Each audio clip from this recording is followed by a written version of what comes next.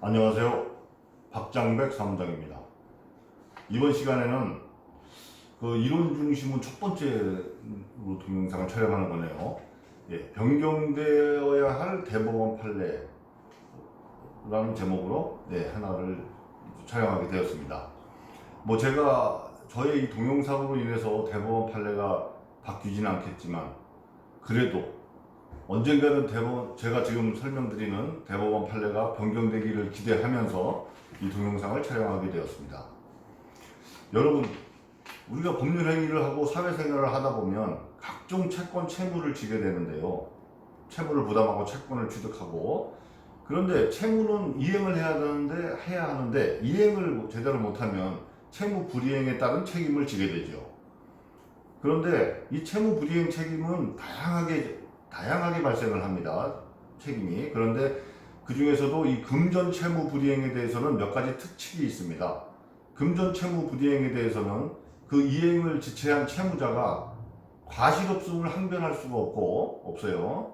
또 채권자가 그 채무자의 채무 불이행에 대해서 손해배상을 청구하려면 발생한 손해를 입증하고 해야만 법원에서 인정받아서 그 손해배상을 지급받을 수 있는데요. 청구할 수가 있는 건데요.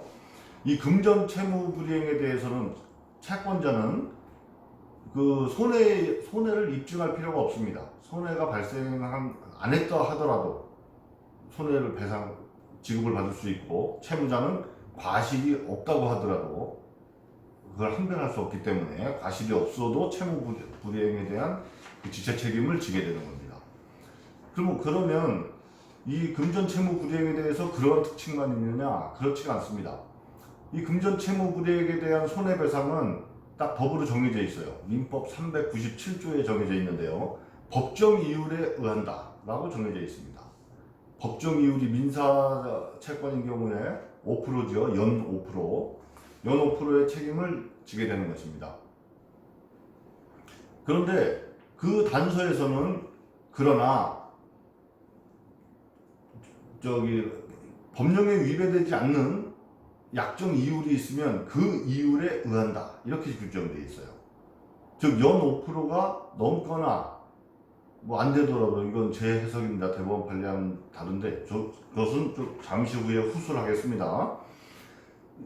연 5%보다 이율이 더 높거나 낮더라도 그것이 법령에 위배되지 않는다면, 즉 이자제한법이죠. 이자제한법이 현재는 연 24%로 되어 있죠. 그럼 24% 이내라면 그 약정 이율에 의한다, 이렇게 되어 있습니다.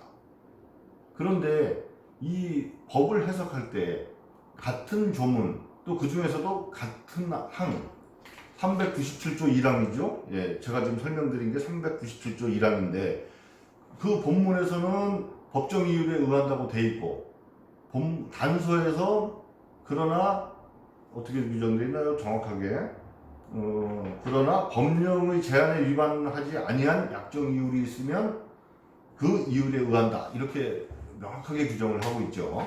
그러면 약정 이율을 정했을 때 연 24%만 넘지 않으면 그것에 따라서 그 지연 손해금을 배상해야 한다는 것입니다. 그리고 잠깐 삼천포로 빠져서요. 여기서 법을 많이 접하지 않으신 분들은 약간 헷갈릴 수도 있을 것 같아서 그렇습니다. 이자와 지연 손해금을 구분하셔야 됩니다. 이자와 지연 손해금은 다르다. 지금 지연 손해금을 설명드리는 거예요.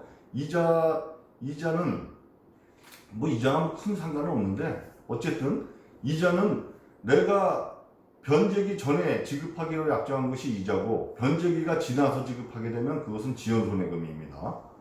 큰 도움은 안 되려나?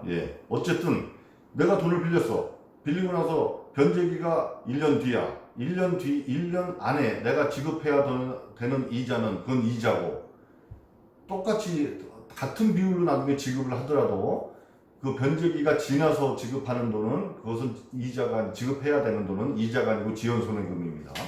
지금 오늘 설명은 지연손해금에 관한 설명을 드리는 겁니다. 또 대법원 판례도 이 지연손해금에 관해서 내려진 판결인데요. 자, 대법원에서는 어떻게 보느냐 하면, 아까 제가 말씀드린 민법 제 397조 1항을 어떻게 해석을 하고 있냐면, 본문은 맞다. 본문은 맞아요. 법정 이율에 의한다. 민사채권 연 5%. 그런데 법령의 법령에 위배되지 않는 약정 이율이 있으면 그 이율에 의하는데 연 5%가 넘는 금액에 대해서는 그 단서 조항 그대로 해석을 합니다. 그대로 해석을 하는데 연 5%그 본문에 규정된 1년에 연 5%보다 낮은 약정 이율이 있을 때는 다시 본문으로 돌아가서 연 5%의 지연손해금을 지급해야 한다라고 해석하고 있습니다. 이게 대법원 판례예요. 그런데 이 판례가 왜 부당하냐? 뭐 제가 아니 저 돈 빌리는 사람은 대체로 약자이기 때문에 약자에게 더 유리하게 해석되는 것을 반대한다? 뭐 이렇게 뭐 동정심 내지는 뭐 측은지심 이렇게 말씀드리는 게 아니죠. 이거는 법률 강의 채널이에요. 그죠? 법률적으로 이것은 해석이 이렇게 해석해서는 안 되는 겁니다. 왜냐하면 법을 해석할 때 아까 말씀드리다 좀 끊겼네요.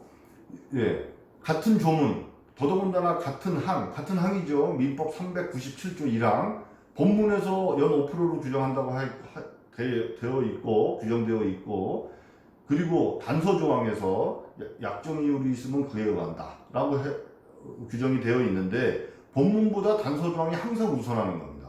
단서 조항에 해당이 되면 단서 조항에 해당이 안 되면 당연히 본문대로 가는 거죠. 단서 조항을 적용할 이유가 없는 거죠. 그러나 단서 조항에서 규정하고 있는 어떤 요건에 해당이 된다면 본문은 아예 무시를 하고 무시한다고 보셔도 됩니다. 무시를 하고 단서 조항에 따라서 해석을 해야 되는 것인데 대법원 판례는 지금 단서 조항에 해당이 되지 않아. 분명히 약정 이율이 있고 그 약정 이율이 이자제한법에 위배가 되지 않음에도 불구하고 본문 5%보다 낮으면 다시 본문으로 돌아간다? 있을 수 없는 해석입니다. 이것은. 왜냐하면 대법원의 판례에 정당성을 부여해주기 위한 해설을 하자면 민법 제397조 1항 본문은 강행규정이라고 해야 돼요. 강행규정. 자, 강행규정은 뭐죠? 당사자가 어떤 약정을 해도 소용이 없어요. 약정이 적용이 안 됩니다. 그냥 본문 그대로만 적용이 돼야 돼요. 몇 프로가 됐든 그냥 5%로 간다. 그러면 397조 1항 본문은 강행규정으로 해석을 하고 그 단서 조항은 임의규정으로 해석을 한다? 이렇게 봐야 될까요? 대법원 판례가 옳다라는 설명을 굳이 해준다면?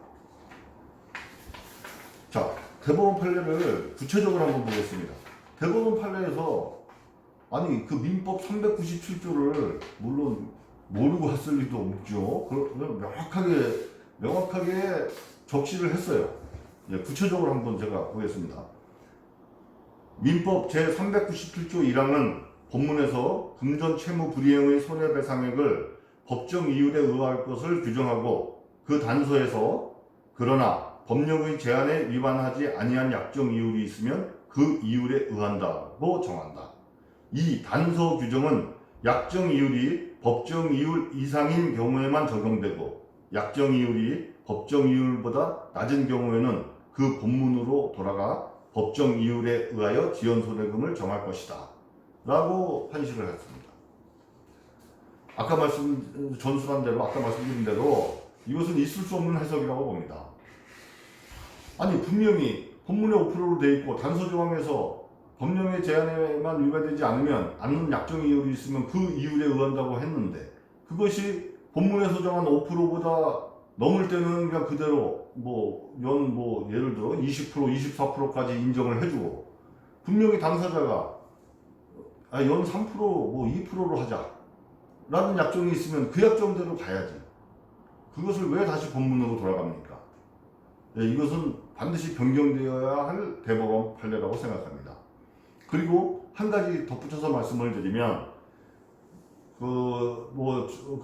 지나치게 낮은 이율, 요거랑 약간 다른 겁니다. 지나치게 낮은 이율로 개인 간의 돈 거래를 하면 은행 이자 정도 내지는 법정 이율 정도에 해당하는 이자와 더 낮은 이자와의 그 차액은 증여한 것으로 본다 해서 뭐 증여세를 부과하네, 뭐 탈세네, 뭐 이런 것들은 이런 얘기들이 간혹 보도되고 하는데요. 그것은 이 대법원 판례와 저의 이 민법 제 397조 저의 해석에 대한 견해와는 전혀 별개입니다. 혹시라도 그 부분을 듣고서 뭐 그런 정보를 접하시고 나서 그러니까 대법원 판례가 그랬지라고 생각하시면 안 되는 겁니다. 그것은 다른 것으로 다른 법률이나 다른 제도로 해결해야 될 문제지, 대법원에서 민간인들끼리 일반 사인들 간에 동거래를 하는데 거기에서 세금 문제가 전혀 세금 탈루 문제가 전혀 관여도 되어 있지 않은 사안에 대해서 대법원에서 그것까지 걱정해서 판결을 내린다? 이것도 말도 안 되는 것입니다. 그리고 무엇보다 이 민법에는 아주 대원칙이 있죠. 신의성실의 원칙도 대원칙인데 그것에 버금가는 계약 자유의 원칙이라는 게 있습니다. 계약 자유의 원칙에도 위배되고, 이 판례는 반드시 변경되기를 바랍니다. 예, 이상 마치겠습니다.